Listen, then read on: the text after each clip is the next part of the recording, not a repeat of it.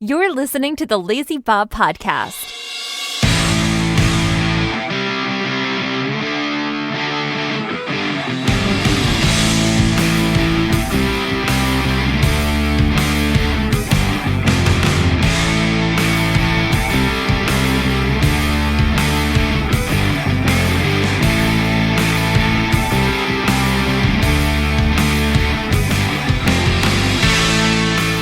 What is going on, everybody? Welcome back to another episode of the Lazy Bob Podcast. I am Lazy Bob. How's everyone doing out there in podcast land? I guess that's my thing now, to sing that when we start a new podcast. Follow me on Twitter, Lazy Bob. The Bob is lazy on Instagram. We are... I guess you could say we are back to almost full strength.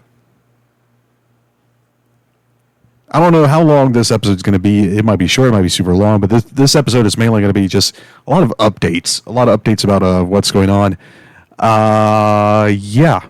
So if we're friends on Facebook, you've already read the update for all the fun electrical stuff that happened to me. If you did not listen to last week's podcast, on my return from my Jersey vacation, my New York, New Jersey vacation, there was, I want to say it was a transformer blowing, but I've gone outside to the general area for where I saw the flash. There's no transformer out there. So it was some sort of electrical explosion. Don't know exactly what it was, but it wiped out two TVs, two cable boxes, one of my Roku boxes too. It got that. I found that out. And it got my computer, the computer that I'm recording to right now. I went on ahead and I replaced the TV in the bedroom because I looked at replacing the internal components of it. And it's an older TV. Those components are a little bit more scarce. So I could get them, but I was better off just go ahead and buy a new TV. So I bought a new TV to replace that one. The big TV, though, I decided I wanted to try to fix it before I went off and paid a bunch of money to buy a new one. I was pretty confident because the smaller TV, the problem is the power board. And it was very apparent when you turn over the backside, you can see the backside where the fuse goes in, the whole backside is just blown off of the board. And there's like singe marks on the plastic. So it was very apparent that that's what the issue is the power board. So I was fairly confident that the issue was going to be the power board on the big TV as well. On the bigger TVs, well, on all flat screen TVs like this, there's two main boards. You got your power board, then you got your input board. And there may be like auxiliary boards for different options. On this TV that I have, the big TV in the living room, the 65-inch Vizio, it's got your power board, input board, and auxiliary board for the audio, and then an auxiliary board for the buttons on the back. So there's 4 boards.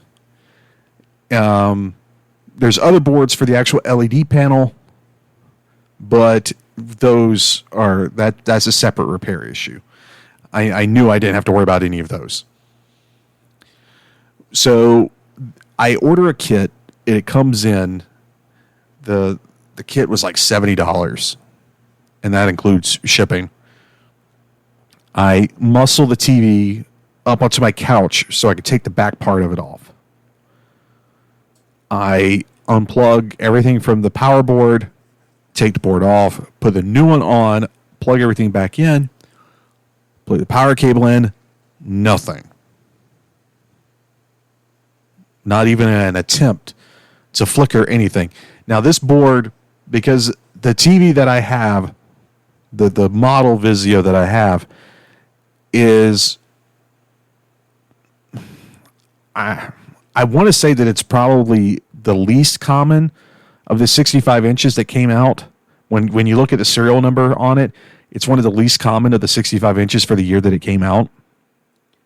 The board that the kit that I bought said that everything is compatible with that serial number.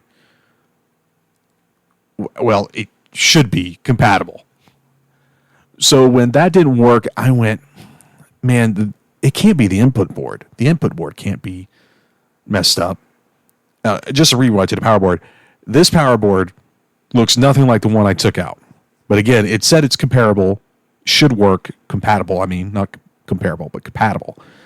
But it doesn't look anything like the board that I took out.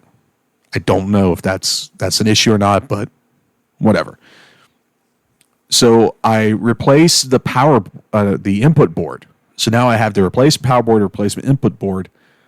Put the power cable in, nothing. Oh, son of a bitch. So I'm really feeling down in the dumps. Like, damn it, I can't fix it. I've replaced the two main boards. It can be one of these auxiliary boards because the audio shouldn't have anything to do with this. So what the hell could it be?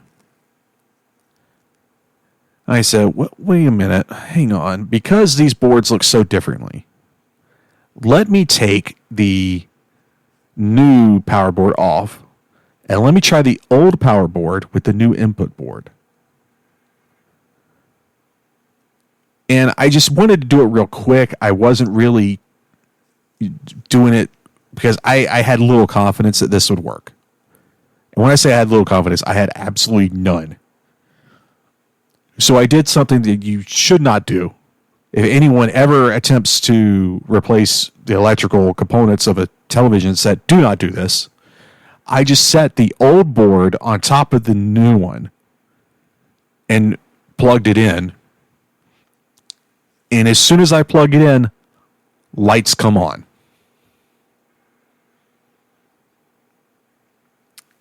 In a quick panic, I ripped the power cord out to turn the TV back off, and I pulled the one cable off the board that's connected to that runs over to the input board. And I go to pick up the board because I'm so excited. I'm not paying attention to what I'm doing. I'm super excited. I must have grabbed one of the coils that's on the board that still had some juice in it. Because, ooh, buddy, did I give myself a good one. I got shocked real good. Like, there's still a mark on my pinky where I touched it. I felt it come up through my arm, into my shoulder, down my right shoulder, and I saw a spark come out of my index finger on my left hand. Wow. That'll wake you up. Something like that. That will definitely wake you up when something like that happens. Scared the holy crap out of me. I gently, just by barely holding on to the edges, put the board down, take the new board out, put the new board back in, being very careful about what I touch. Put the backing back on the TV, rehooked the LED lights because I got the nice fancy accent lightings on the back of the TV. Because, you know, I fancy lifestyles that are rich and famous. Come as we watch Lazy Bob sitting on front of his 65-inch television and look at the delectable LED lights adding the nice blue accent lighting behind his flush apartment. I hate myself for doing that. I hate myself for doing that. I suck at accents, but I do them anyway because it makes me laugh. Even if you don't, I don't care. So we get everything hooked back up to the TV. I saved the 65-inch. I had to reset everything in terms of like all my logins to all the smart apps and everything, it didn't remember any of it because it had been unplugged for so long. But my God, the relief that hit me on that was huge. Huge. It was huge. Believe me, it was huge. Huge. You can't see me, but I'm poking my lips out real far. Huge. It's super huge. Fake news. Fake news. Fake news. So went and got both cable boxes replaced. Both of them already acting up. And everyone's wondering why their people are cutting the cord. I'm going to get into cord cutters eventually because their logic behind doing it is not great. But I can kind of see their argument. Well, the problem is the thing that they should be mad about with cable companies, they're not mad about. Do I want to get into this now? Fuck it. I'll get into it now. Cord cutters, by the end of it, you spend way more money than you would if you just had regular cable. When you have, first off, let's say you get like YouTube TV or Hulu Live TV or Fubo. By the time you get that, you add Netflix, you add Hulu, you add Disney Plus, ESPN Plus. Even if you got the package, you still got to think that's pretty nice, amount of money there. Paramount Plus, Peacock, HBO Max. By the time you buy subscriptions to all these freaking services, you might as well just have regular cable. Because with my cable, I get a discounted Netflix, I get Peacock for free, I get Paramount Plus for free. I would get HBO Max for free if I subscribe to HBO, but it ain't worth it. So really all I'm paying for outside of my cable subscription is the Disney Plus bundle to get ESPN Plus and Hulu. So and you're still relying on the cable company for the internet. And if the internet goes out, you're screwed. You've got nothing. The thing that people should be upset about with cable companies is not the outrageous. Trust me, it is outrageous how much cable is, but it's not the cable company's fault. It's these damn networks' fault for charging the cable company so much and then still having the gall to have so much advertising. For decades, ESPN costs more money than any other network for these cable companies and satellite providers to carry. But yet, have you watched anything on ESPN lately? You have commercials being rammed down your throat. Every little graphic, it seems like they throw on the screen, has a little advertisement attached to it. You've got advertisements in the lower freaking bar where they're promoting all of their other shows. You're watching one giant damn commercial, but yet they have the gall, the nerve to charge more than anyone else. ESPN and ESPN2 for decades have been the number one and number two most expensive network for providers to carry. That's what you should be mad at. You should also be mad at how slow these cable companies are in developing their technology. These cable boxes are absolute dog trash. They are trash. I'm in Macon and I have Cox Communications. These boxes are a joke. They are slow, unresponsive jokes. I plugged this one up for less than 5 minutes and it's already having to reboot because it had an error.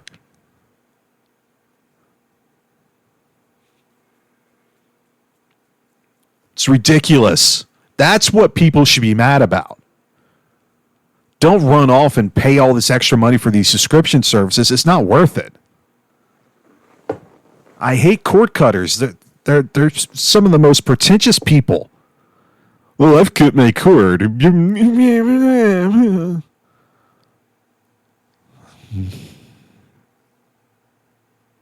What was I talking about? Oh, so my computer.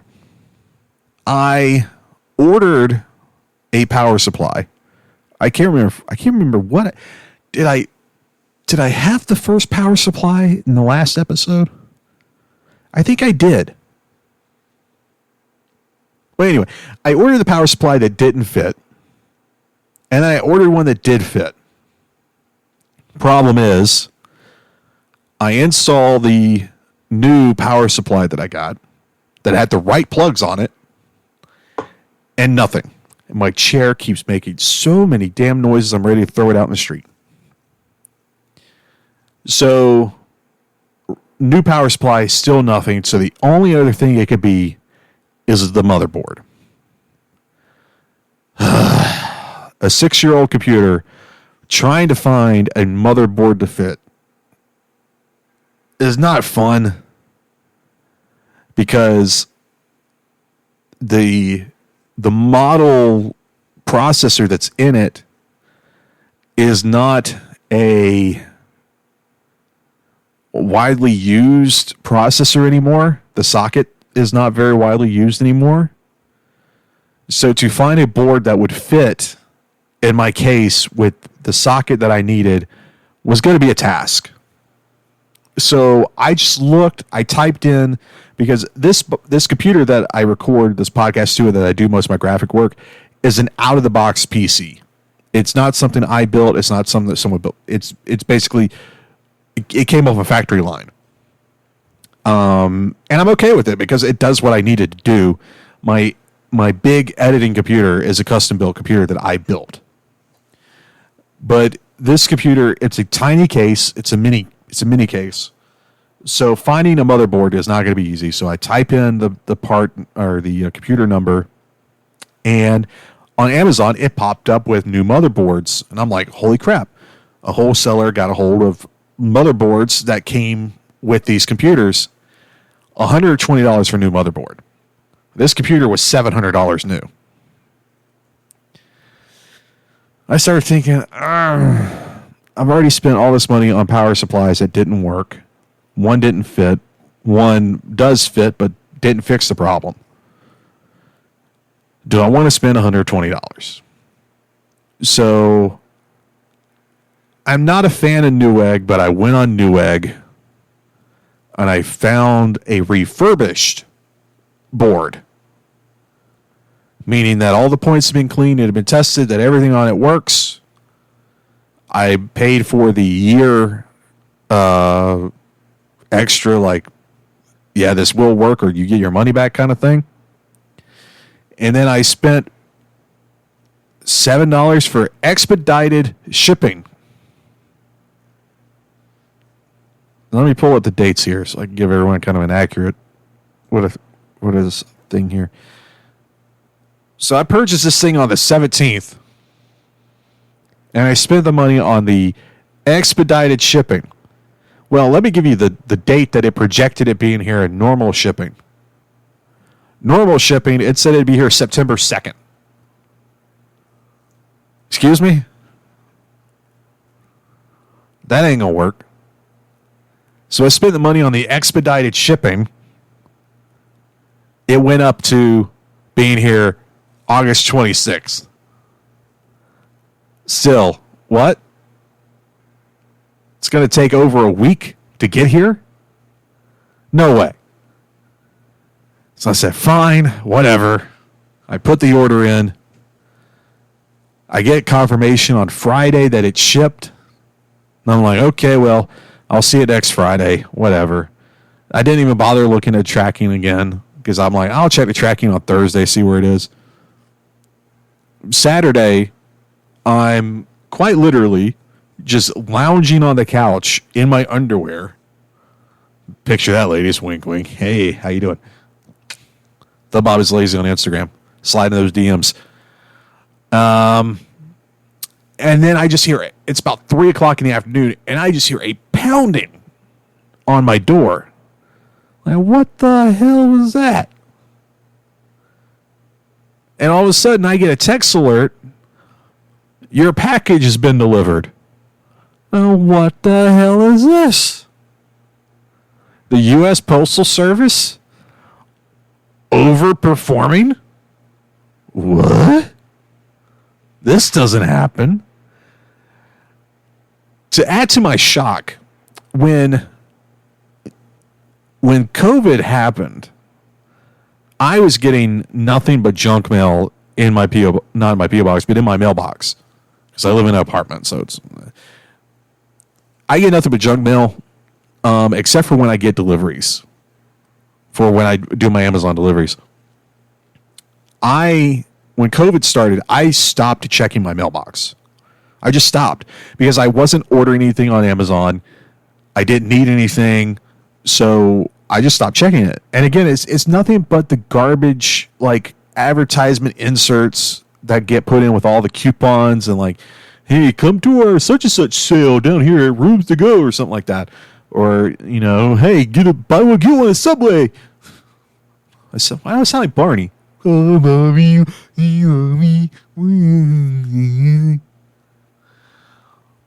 So I pretty much just stopped checking, and then I realized that something was wrong when I finally did order something through Amazon. And pretty much like I remember it was a Monday, and it was supposed to have gotten there on a Wednesday. And on Thursday, I get an alert from Amazon that your package has been returned. And so I call Amazon, and I'm like, what the hell? And they were like, it said undeliverable. And I went, oh, great. So I sometimes, if I order it and it's USPS, sometimes I'll get it, sometimes I won't. I was very shocked that I got this one. Probably the only reason why I got this one is because they couldn't fit it in one of the package lockers, because it wasn't a big box, but it was wide, and it probably didn't fit in one of the package boxes, so they had to bring it to me. That's probably the only reason why I got it. If they had to leave it in a package box, they probably wouldn't have. They probably would have just taken it back. And I'm not the only one that's had that issue in my building. Like when COVID happened, we just stopped checking it, and now I guess we just don't get mail anymore. We've lost that right because we refused during a pandemic to walk to our mailbox to get a bunch of junk. Why do I need all these coupons to Captain D's or Red Lobster? Who needs this? I don't need a free appetizer at TGI Fridays. It's COVID. I'm not going anywhere. You know, it's one of those situations. So I bring the board in, quickly install it, and lo and behold, after about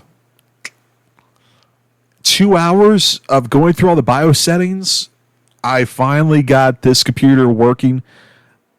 Last night I said this computer was about 75% of what it was. I'd say I got it up to about 90. Because there was a lot of junk that was on this computer that I was able to get off. Ooh, excuse me. I don't know why I'm burping. I haven't eaten. It's like I'm recording. It's 6:30 in the evening. I haven't eaten anything all day. Why am I burping? What's wrong with me? I'm an animal. Yeah. What's wrong with me?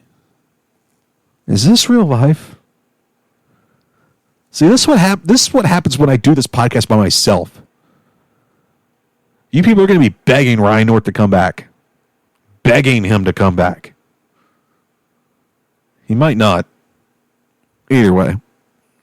So, yeah. So, pretty much almost back to 100% in terms of technology-wise. The Roku's being switched out. It'll be here in a couple of days. One issue that I have run into with the computer still, I have a multiple computer setup here. And the switcher that I use, the lights are on, but nobody's home, basically. When I have all the computers hooked up to it, all the lights come on, but it acts as if it's not getting a signal from anything. So I got a replacement for that coming Wednesday, and a new audio switcher. Because, again, it's multiple computers, so I got a new audio switcher coming. It'll be here in a couple of days. And then And my wireless mouse got fried. So I'm using like a tiny like travel wireless mouse.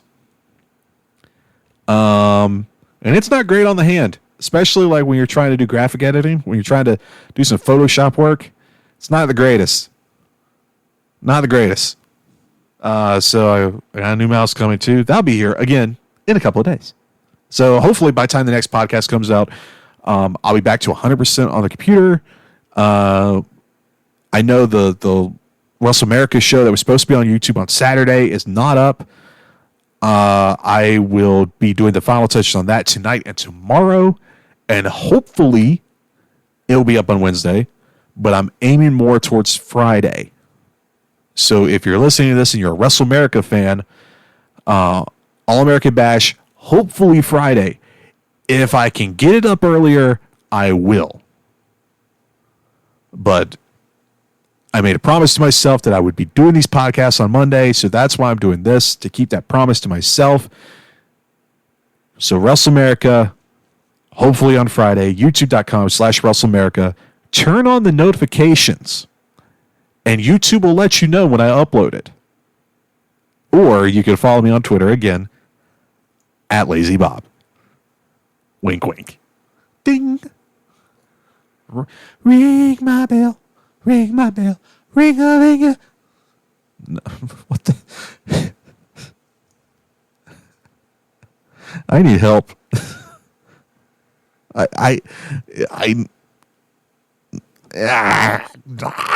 Bobcat Goldthwait. How do you say his name again? Bobcat Goldthwait. Bobcat Goldthwait. The police academy guy. How about that? The guy that screams all the time when he's in his stand-up comedy. I like him. He's good. He's funny. I've been asked by my friends about any updates from the trip that I took, because I mentioned in the podcast about the Sunday plans being flipped up topsy-turvy and just forgotten about and thrown aside. I get asked, I've been asked a lot of questions, and I'm going to try to address as many of them in the simplest ways possible. One question I've been asked I can answer. I have not spoken with that particular person since the Mets game. So it's now over a week. I haven't said a word to him. He hasn't reached out to me. I haven't reached out to him. But conversations have been made with him about the situation.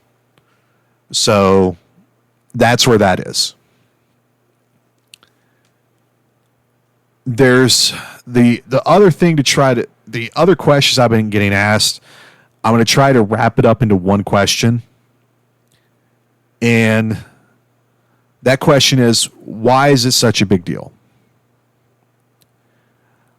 A lot of it comes down to the amount of work and sacrifice and preparation that I have to do leading up to any time I do take a trip.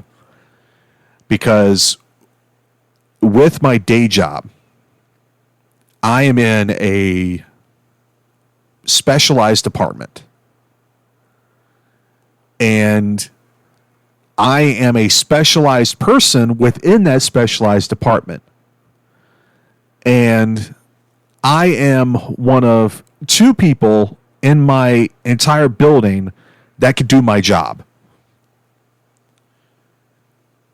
So if I'm not there, that puts a lot on the other person that is there.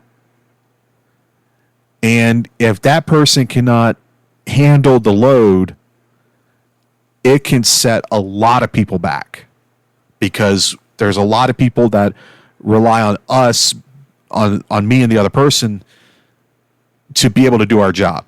They rely on us to do our job so they can do theirs. So if we slack in any form or fashion, it affects everyone else in the department. So there's, like I said, there's a lot of work that goes into being able to leave. And so these trips can be super rare. So I have to fit in as much as I can into these trips because I don't know when I'll get to go again. Like, I go into these trips with the mindset of this may be the last time I get to go. Because you never know what's going to happen. So I want to treat those trips like it's, again, like it's the last opportunity I get to go. So I want to do as many things that I hadn't had the opportunity to do before. Go to Atlantic City, go see a Mets game, go, ride the subway, go up to West Point, be able to hang out up there, go see an Army football game. There's a lot of things that I've been able to do on these trips that I never would have had the opportunity to do otherwise. So when I go do these trips, I'm constantly like wrapping my head. It's like, what is up there that would be awesome to do to try to make the most out of this weekend? And that's what we do when we're playing. We sit there and we try to map out as much as we can. We try to fit in as much as we can to get so that I can have the best experience possible. And it just felt like from that particular friend, it didn't click in his head how important these trips are for me. And I could kind of understand it when you live there and all that stuff is accessible to you all the time. You can kind of lose sight on how huge that could be for someone who isn't from there, who isn't always around the sort of things that go on there that don't go on somewhere else. And in saying that, it's difficult for me to be able to take the time to be able to do these trips because, again, I have my day job. I have all the wrestling stuff I'm doing, and I have other things that I'm also trying to get involved in because I'm thinking about my career beyond what I'm doing now. I have applications and interviews set for other jobs, for other careers, to try to, what I'm doing now at my job, I don't look to be doing it forever. So I am looking for other options, and eventually I'm going to find something that has absolutely zero flexibility. The jobs that I had previous to this was super flexible. If I wanted to go do something, they were super cool about it. And then I get into this job that I have now, where it's like, oh man, that's rough. That you want to take off. You want to take off what, 3 days? I don't. Okay, what about? Can we do one?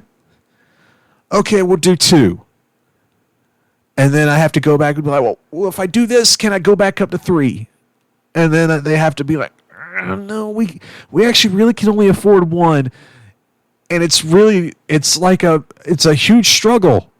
It's a constant fight all the way up until when I do leave. I'm fortunate enough that I have the immediate management that I have. I'm fortunate enough that the immediate management that I have fights for me to be able to do these things. And because there are other people in other departments that are completely replaceable. Like, there are people that if they were gone tomorrow, no one would know. But taking any time off, even a half day, is like an act of Congress. So I'm very fortunate that I have immediate management above me that is willing to at least work with me to try to make it where I can use the time and be able to take these trips for anything less for my own sanity's sake. I'm not going to get into details right now, but a new idea was pitched for another trip fairly soon. And it was actually pitched to me today. I immediately went to my management and I said, hey, I know I just took one. Can we start working on me taking time off in a couple of months to take another trip? I know they don't hear my podcast. I know they don't, or they would have said something. What I believe has happened is that one of my coworkers went to them to let them, because admittedly, when I got to work that Tuesday, between everything that happened in my apartment and the disappointment from the end of my trip, I was down. I was in a bad headspace. It was not good. I was in a very, very bad spot mentally. I'm still not 100%. And I think that's why me and him hadn't talked. One of my coworkers, I am very, very certain, went to my direct management, told them about what happened because they could tell I was down. Management could tell I was down. So when I went to them and I said, every time I've ever gone to them with it, like, hey, I want to take these days off so I could just go somewhere. It's always been met with, well, we need to like be able to do X, Y, and Z before we could commit to you being able to do this. When I went to them today and I told them the idea, I was met with an immediate, okay. That's never happened. So there is another trip being planned. I don't know if I'm going to get Redemption on Broadway or not, but the plans are already to knock off another item off my bucket list. So, yeah. So I get to make 2 trips this year. And I got to look at the timing. It may be 3 trips in a calendar, in a 12-month span. Because I did go to New York last fall. I got to see when that Falcons-Giants game was. Hang on a second. Maybe I won't crash everything by looking this up real quick. Talk amongst yourself. Welcome to Coffee Talk. We'll talk, no big whoop. Does anyone know what the hell I just referenced? Falcons-Giants 2021. When was that game? Oh, of course now everything is one to be jacked up.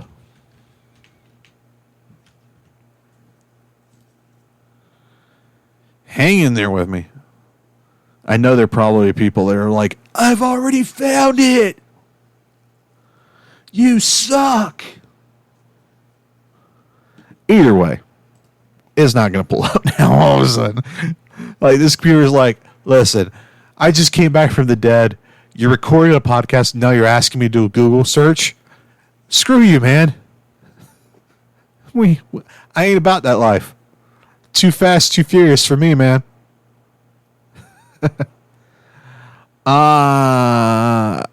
Just real quick, in wrestling.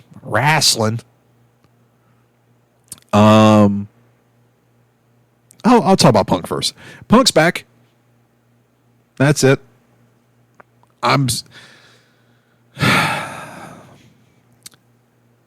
When you go back and watch anything from Comic-Con, Punk was miserable.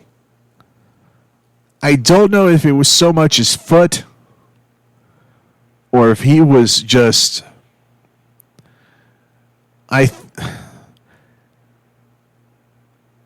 You ever see the chaperone of like a school trip? They look miserable.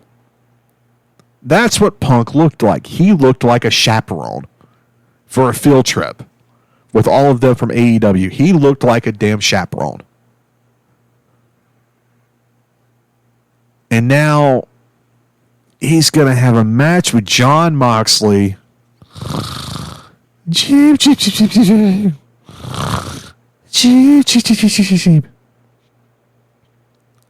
I'm sorry, I have no interest in a Jon Moxley match. I don't care at this point who's against. I have no interest in a Jon Moxley match. They are all garbage matches. If you enjoy Jon Moxley matches, good for you. I don't. You can't convince me otherwise. I have not been impressed by a single match that he has done since joining AEW, and I probably never will. This whole thing for this interim title has been a joke. An absolute joke. Every week, peddling Moxley out there, facing off against the most random people that old Uncle Tony could find in the parking lot. And we're supposed to take these matches as serious threats for the belt. And then Jericho, oh, God, oh, the lion, that 5 seconds of it, I had to turn off. No, couldn't. Refuse.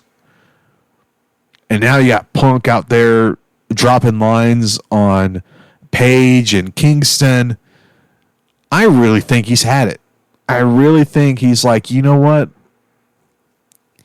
I think his time off, he had a chance to really sit back and watch the whole product because he wasn't like having to worry about what his segments. Sitting at home, he had an opportunity to just relax and watch the product as a whole. And he probably started thinking like most of us, this is terrible. This is bad. This is really, really bad. Why am I a part of this? I don't want to be a part of this. So if I can't get everything exactly the way that I want it, I'm out of here. I'm going to make sure that my stuff is right. And if they're not willing to let me do it right, I'm not going to do it at all. Punk doesn't need wrestling. Wrestling needs Punk. Plain and simple. Punk is completely happy away from wrestling. But wrestling needs him. Wrestling needs his mind. If anything else, we need his mind. We don't need Punk versus Moxley. We don't. And they're going to do it on free television. The only acceptable way I would take this match being on free television this Wednesday, not an ad, the only acceptable outcome I would take of this is Punk winning and MJF showing up. That's the only acceptable outcome of this. That's the only thing that would make me happy about this whole situation. Is if Punk wins, MJF shows up, then it's Punk MJF it all out. That's the only acceptable outcome of this. Anything less is a major L, major disappointment. You fail, you lose. Good day, sir. You lose. You get nothing. Good day, sir. And real quick, WWE, Triple H. It's interesting the love that Triple H is getting for the product. And I'll admit, it's keeping my attention more now than it had in the past. What I'm worried about is when it was Vince behind everything was getting boring and stale.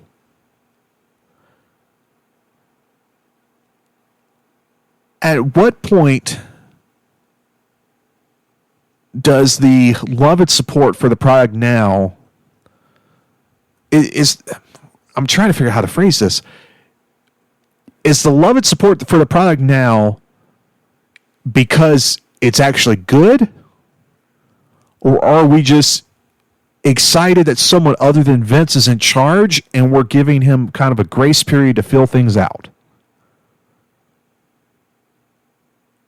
I just know that it's holding my attention better. Am I watching like I used to? Hell no. Will I ever get back to watching the way that I used to? Hell no. 3 hours of Raw, 2 hours of SmackDown, 2 hours of NXT is way too much television. They need to dial it back. And with this new television deal next year, I'm hoping, well, when the contract negotiations start next year, I hope that's one of the topics. That we need to dial it back. We need to make the hours that we do more valuable by cutting back. Can we make the same amount of money by doing less hours? That's what Triple H needs to try to figure out. Is there any way that we can make the same amount of money in rights that we are now by dialing Raw back to 2 hours, dialing NXT back to an hour? That's what I'd be fighting for. Because if you can make those shows a little bit tighter, because SmackDown is the better show because it's 2 hours. And also it's got Pat McAfee. It's just tighter. The matches feel like they mean something now. It doesn't feel like there's a wasted segment anymore.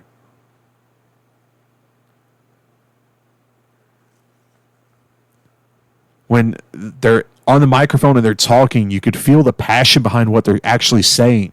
It doesn't, even though they probably still are reading from somewhat of a script, it doesn't feel that way.